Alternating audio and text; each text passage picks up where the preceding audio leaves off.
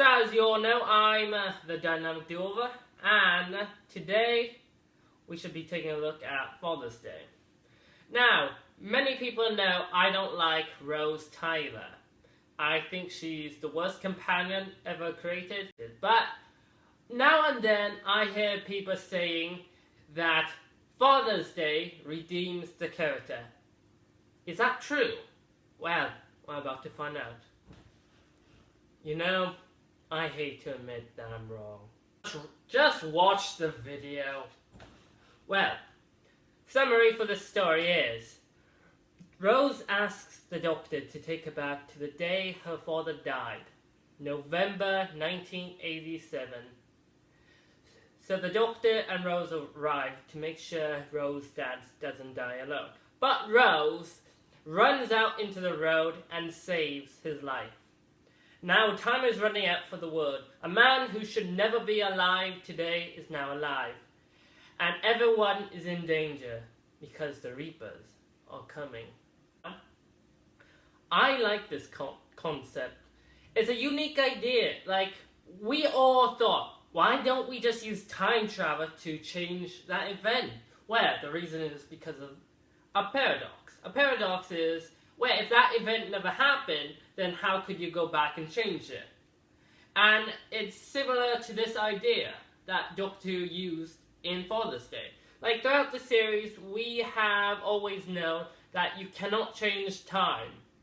You can bend time, but you cannot change it so much. And in this episode, it proves this theory. Like, because Rose saved her dad, time is trying to heal itself. Like, this is a unique idea. I like this concept. The doctor takes Rose back to see her dad. Like, she has heard stories from her mom about her dad. And until this time, we had never seen or heard of Rose's dad. Pete Tyler got run over by a car. But, like we all know, we would love to save our loved ones that we lost from an accident or disease. And Rose takes full advantage of this idea. Like, this is the first time we actually see Rose in a human way. Like, she's not being shallow. She's not being, oh, I'm the best there is. I can't do anything wrong. Like, this is the first time we actually think Rose could be a normal person instead of this huge, important person. Like, I really like this episode. I know. Like, I know what some people are going to say. Oh, Dynamic Duover, I thought you hated Rose. Well, I do. I hate her. But this episode is well performed by Billie Piper, by all the cast, including the guest stars. Like, I think this episode's one of the best episodes in Series 1. So let's move on to the plot. After Rose saved her dad, Pete shows the Doctor and Rose around his apartment, or flat for you UK viewers. And the next scene doesn't contain a lot of dialogue between Rose and the Doctor. Like, this, for me, this is one of the best scenes of the entire episode. So while Pete is making some drinks for them, Rose tells the Doctor about all these inventions and the trophies her mother used to show her that belonged to her father. And you can see the Doctor's disappointed in Rose. Like, there's no dialogue between these two characters. And right now, I bet the Doctor feels betrayed because Rose used him, basically. Like, he was just there so Rose could get what she wanted, to save her dad. And yes, anyone would do that, to be honest. Anyone. Here's something else I like about this scene. Like, I bet right now the Ninth Doctor is thinking this is Adam again. And right now, I bet he's thinking this is the same thing. He's been betrayed. He put his trust in this one person who he thought could help him get over the Time War. And this is where you see that Christopher Eccleston is a great actor. Like, there's no dialogue. You can just see from his face, from his features, that he's angry, betrayed, disappointed. And this is a scene that I like. But let's move on to Pete Tyler, a character that actually is just another person. Like, Rose says she was told that her dad was this big, important person by her mom, but she's seeing that he's just a normal person. He's just like a normal person that you could look up to, like any father. And this is something I really like about the character. Like, you don't think like this person could save the day or do anything important. And the actor does a great job performing this character, like getting this character's meaning. Again, this episode's not about the danger, it's about the characters of the show, of this episode. Let's get back to the main plot. So after the doctor just leaves, Rose tells Pete that she's heading to the same wedding as Pete.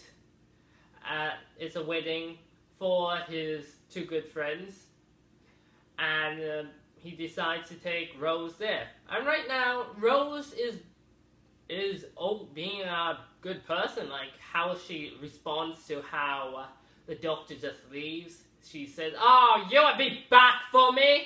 Like, you're not going to abandon me here." And like, she thinks like the thing that happened to Adam can't happen. Like, you would think after seeing what happened to Adam would make her think not to do this.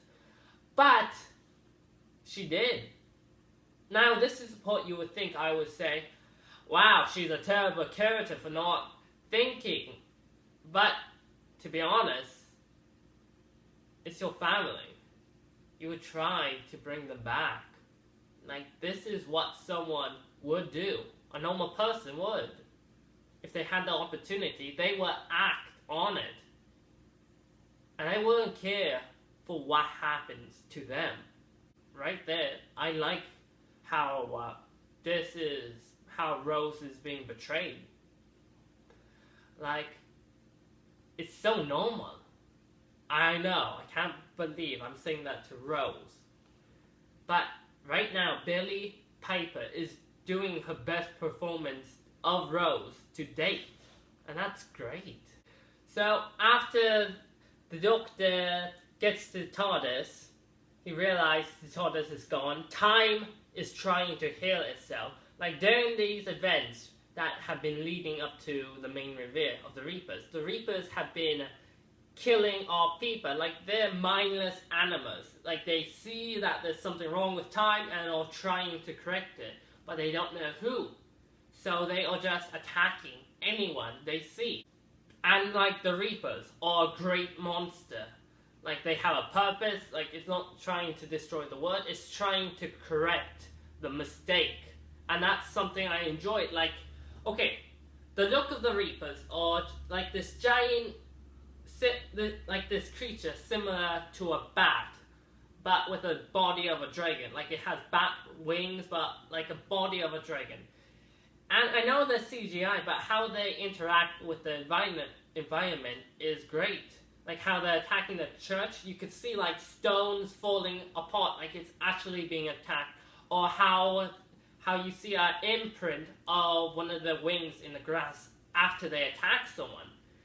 Like, whoever did that was thinking the right kind of things. Like, bravo.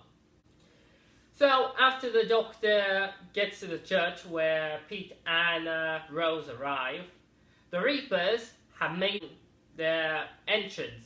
Like, we know what they look like now, and they're starting to attack lots of people. So, the doctor gets all the survivors of the wedding into the church, and because the church is made out of stone, it would be a bit harder for the Reapers to get through, unlike wood. So, right now, like, there's a limited time. Time is being rewritten now. And right now, without the TARDIS, the Reapers have no way of being stopped. But I want to say something. Like, this isn't all gloom or sadness. Like, there's some actually funny scenes. Like how, well then, I'm the dynamic do-over. I think is funny, gets me all the time, is how the Doctor is talking to the baby version of Rose. Yes, Rose is born during this time, and he's like, Rose, you will not destroy the entire planet. That gets me all the time, and the look on the baby is pretty funny. But there's some great moments during the fun act, like how Pete is wondering what, like during this time, Rose revealed that he is his daughter. And Pete asks all these questions about what he's like. Does he go bored in the future? Like, how does he interact with the rest of his family? And that's a like I said, the actor playing Pete is well performed.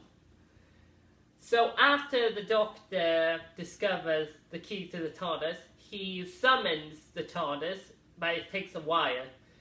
And then when Pete hands over the baby Rose to the adult Rose, and if we go back earlier in the episode, the Doctor did tell Rose not to touch the baby, but Rose holds the baby. Like, Pete passes the baby to her, and she just has her arms like this. Like, she doesn't even try to move. Like, wait, no, you can't give me, or that could create a paradox. And then a Reaper appears and eats the Doctor. And when I first saw this, I was like, what? They can't do that. Like, I was like that. That's basically how I responded by that. Now, how would the world be saved if the Doctor's dead? Well, the only way to save the planet is to correct the mistake. And the only way to correct the mistake is that for Pete to die the same way he died before. And he knows this. So he runs out to the traffic where the same core that killed him in the original timeline is stuck in a loop. A loop that he has to be in until the correction is repaired. So Pete runs into front of the car and time is restored. Like, everyone who died has come back. Like, the Doctor's alive again, who contains all memories of this. Tells Rose to go over to her father because she promised him that she would stay with him until he died. So after that, the Doctor and Rose continued the travels. But here's something I would like to have seen, like how the Doctor would respond after this episode. Like, if the Doctor would respond like, if you ever do that again, I will leave you behind. Hey, it's a great episode, great performance. It actually gave some character to the character Rose, which was good, except for the rest of the episodes of season 1 are just, Rose is a terrible character. But this is the only episode I can actually say she was actually a good character. And like, the performances by all cast members is great. Like, Christopher Eccleston is great as the Ninth Doctor. The actor playing Pete is amazing.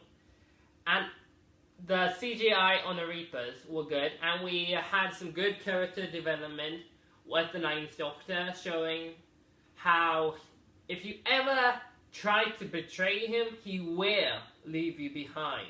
I gave Father's Day a 9 out of 10 for being so good. Till next time.